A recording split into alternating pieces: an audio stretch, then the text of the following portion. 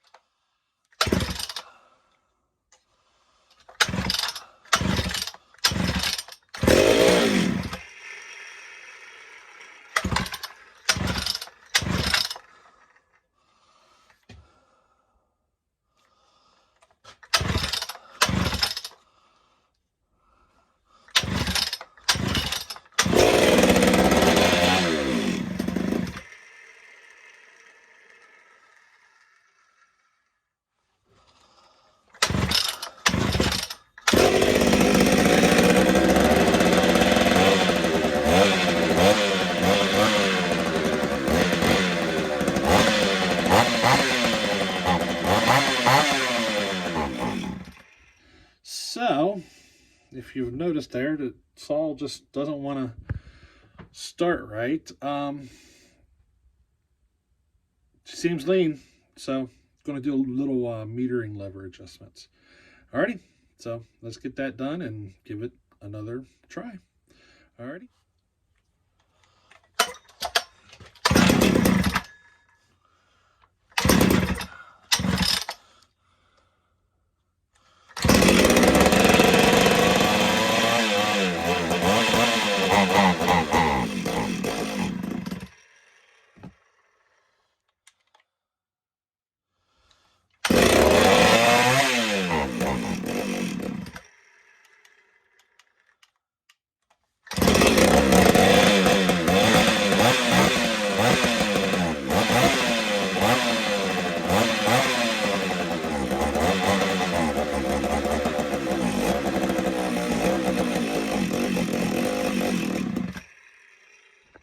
So, did another metering lever adjustment there, and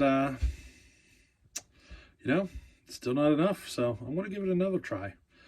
I'm probably going to have the metering lever a little higher than I would expect, but let's go for it. Let's see what happens. Alrighty.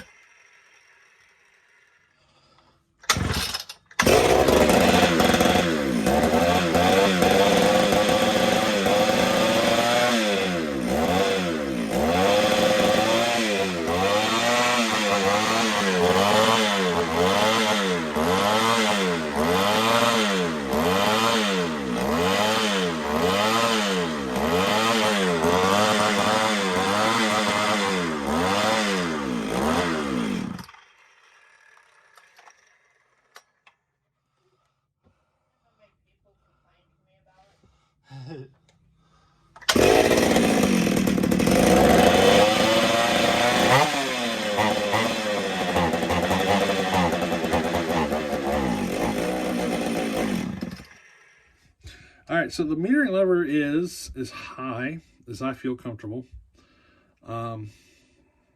considerably above the floor, and it still feels lean to me. So what happened is I was kind of sitting here like this, I was just sitting here thinking, you know, and I kind of looked at the saw and I noticed air bubbles moving through the fuel line. So I went ahead and replaced the forward half of it down through the tank. It must have had a pinhole or something. So I replaced it, and we're going to give it another try and see what happens. Alrighty.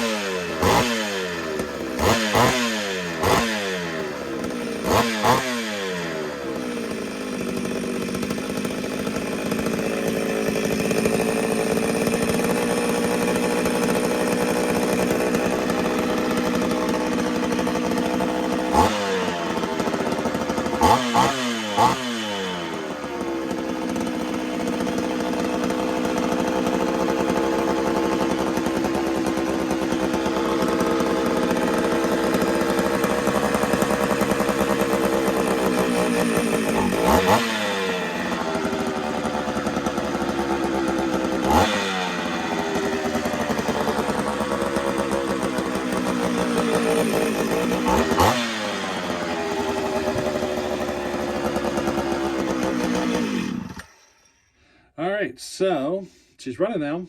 What do you think? She wants fuel. I have the low speed screw, or the low speed circuit, you know what I mean, on the carb. I have that screw sitting at 1 3/4 turn, and it seems like it could use a little more. I don't know. We'll see. I don't know if you can hear it in the video, but she sounds a little boggy. That could be from the muffler or something. And I have a feeling if I put another, if I do a muffler build or something, it's going to want even more. And I'm already at 1 3/4 turns. So there's a good chance we're going to need to find a bigger carburetor. This is the original carburetor that's on this saw. So I might be looking at something in the 100 cc range, something that's capable of moving more.